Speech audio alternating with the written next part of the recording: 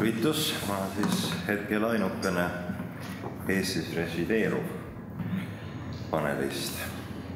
Ja ma tahakski rääkida, mis on toimunud hiljuti siin ja kuidas sündis geikristlaste kogu.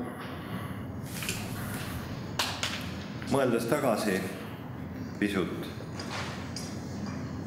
meenus mulle, kuidas ma ühel ilusal hommikul leidsin oma postkastist kutse kristlikule pere- ja paarisuhte seminarile. Ja kuigi mul oli väikesi kahtlusi, mõtlesin, et ega küsija suu pihta ei lööda, saatsin vastuse, täitsin ankeedi, et soovin osa võtta sellest seminarist koos oma meessoost partneriga. Ma ei ole siiamaani saanud sellele avaldusele kirjalikku vastust, aga mõne nädala pärast helistas mulle seminari korraldanud ametivend ja vabandas südamest, et ta ei saa meid siiski kutsuda sellel seminaril osalema, sest tegelikult olevat usuliselt küllaltki konservatiivse sihtgrupi ja seltskonnaga ja meesuguse paari osalemine häiriks tõsiselt seda üritust. Tänasin teda otsekohese ja selge vastuse eest ja minu hea kolleeg ütles, et vaatamata sellele keeldumisele seminarist osa võtta, ei kahanevad karvavõrdki tema ja teiste korraldajate lugupidamine minu vastu. Aga kuigi mind ei üllatanud selline asjade käik, mõtlesin ma siiski, et sellisest ainult sügavast lugupidamisest mina ära ei ela.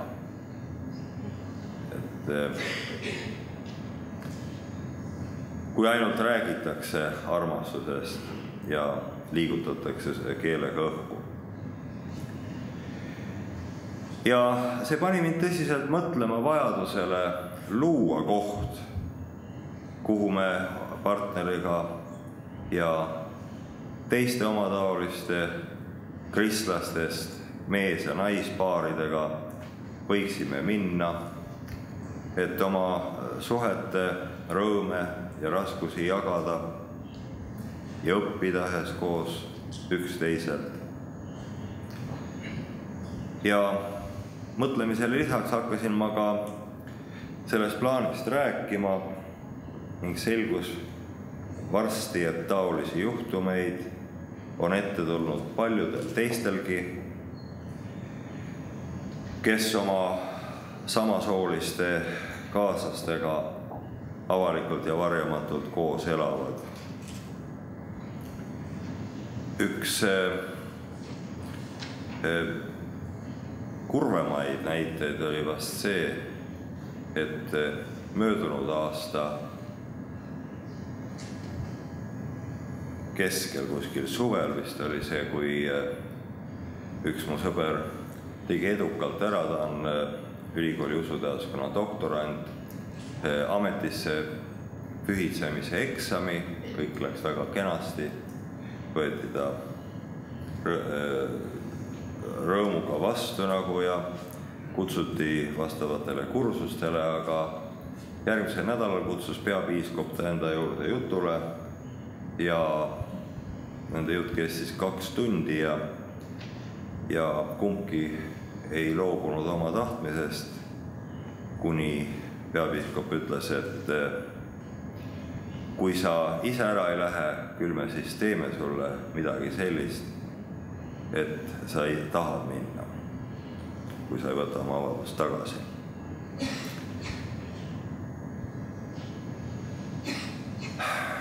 Meie kogemusi, kui me neid jagasime, ühendas üks ühine joon või tunnus. See oli see, et meie kõigi juhtumite puhul oli olemas otse kui nähtamatu, aga läbipääsmatu vahesein meie ja meie kolleegide ning koguduse kaaslaste vahel. Ja nendest mõttevahetustest kasvas välja idee luua ühing seksuaalvähemustesse kuuluvate usklike kristlaste jaoks. Tahtsime luua keskkonna, kus võiksime tegutseda ilma kartuseta põrgata vastu seda läbipaistvat ja läbitungimatut vaheseina,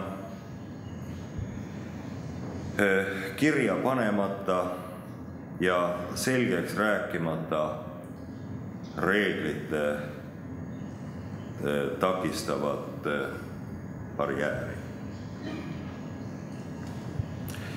Ja meile sai aina selgemaks, et me vajame kohta, kus me võime olla omavahel lõpuni avameelsed, sundimata kedagi piinlikult vaikima ja silmi maha lööma või meist lihtsalt mööda vaatama. Ning 11. augustil sel aastal saatsime äriregistrile mittetulundusühingu Geikristlaste Kogu asutamisdokumendi ja põhikirja ning 5 päeva pärast saime kirjaliku teate ühingu registreerimise kohta Eesti Vabariigis. Geikristlaste Kogu, lühendatult GK, on põhikirja kohaselt homoseksuaalseid kristlasi liitev kiriklikult ja poliitiliselt sõltumatu mittetulunduslik ühendus. Meie eesmärgiks on seksuaalvähemustele võrdse kohtlemise taotlemine ja võrdsete võimaluste tagamine ühiskonnas ning usulistes ühendustes.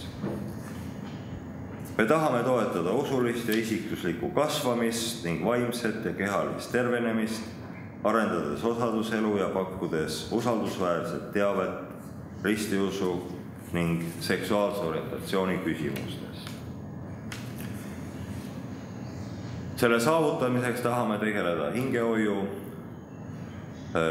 hardushetkede ja osadusliku koosviibimise, nõustamise ja hoolekande, koolituse, kirjastustegevuse ja teavitustööga, noorte seksuaalkasvatuse, terviseedenduse ja vajadusel ka õigusabi korraldamisega.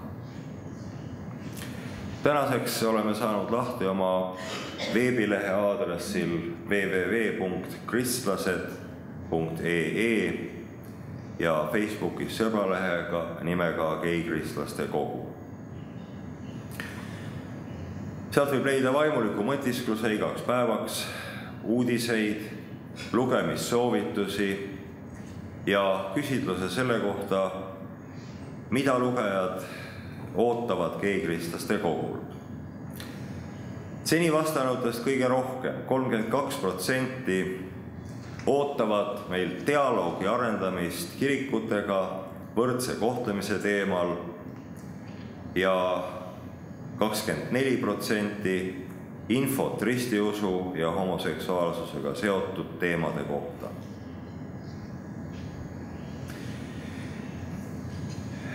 Tahame nüüd eelpool nimetatud paljudest põhikirjalistest tegevustest seada prioriteetseteks need, mida inimesed meilt kõige rohkem ootavad. Ja alustada uurimustööga seksuaalvähemuste olukorrast Eestis, konkreetsemalt kogudustes ja kirikutes. Tahame hakata üles kirjutama lugusid sellest, mis on inimestel elus juhtunud, kuidas neisse on suhtutud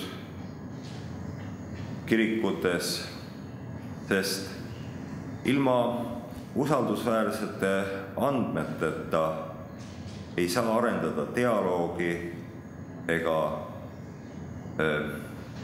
taotleda võrdset kohtlemist. Me oleme kavatsenud kõigepealt hakata koguma siis inimeste lugusid mida edaspidi oleks võimalik kasutada akadeemilises uurimustöös ja selleks ma teen siin üleskutse kõigile, kes neid lugusid ise võite rääkida või teate kedagi, kellel on neid varuks ja kes on valmis oma kogemusi jagama, need kirja panna ja meile saata või kutsuda meid endid kuulama ja neid üles kirjutama. 2 minutit veel. Neid me tahame siis kasutada akadeemilises uurimustöös. Ja teine suur ülesanne on meie laiemale avalikkusele usaldusväärse ajakohase informatsiooni andmine. Praegu on Eestis mõlemal alal palju valgeid laike. Postsekulaarses ühiskonnas ei ole kirikutel enam ülimat arvamusjõudu ühiskonnaelu üle. Aga nad ei ole ka ühiskondlikest otsustamisprotsessidest täiesti kõrvale tõrjutud ja kirikuid käsitletakse kui teistega võrdseid kodanikeühendusi, kellelt oodatakse ka arvamusavaldusi, seisukohavõtte kogu rahvaelu puudutavates küsimuses. Paraku on üldlevinud arvamus, et kristlased on seksuaalvähemuste kõige suuremad vaenlased. Ma julgen väita, et see ei ole tõsi, nii võib öelda küll praeguste Eesti kirikute juhtkondade kohta, kuid see ei kehti kõigi kohta kirikus. Geikristlaste kogu seab oma ülesandeks fundamentalistlikult meelestatud kirikujuhtide poolt esitatud seisukohtade teise poole arvamuse väljaütlemisega ja avalikkuse ette toomisele. Meie kogudustes on alati olnud homoseksuaalseid kristlasi ja vaimulikke ja meid mõistvaid ning toetavaid koguduse liikmeid ja kirikute juhte, kelle hääle me tahame kuuldavaks teha. Ja lõpetuseks võin ma teile teatada värske uudise, mille ma sain eile siit paneelilt lahkudes, kui minuni jõudis teade otsusest, mis võeti vastu teisipäeval 5. oktoobril. See oli siis päev pärast seda, kui internetti jõudis uudis geikristlaste kogu asutamisest. Eesti Evangeelse Luterliku Kiriku konsistoorium tagandas mind oma otsusega vaimuliku ametist ja kustutas mu vaimulike nimekirjast, süüdistades mind kõlblusvastase teo sooritamises ning usulise väärõpetuse levitamises. See otsus langetati tagaselja vahetult pärast seda, kui sai teatavaks, kes ja millal on asutanud organisatsiooni nimega Geikristlaste Kogu. Tänan tähelepanu eest.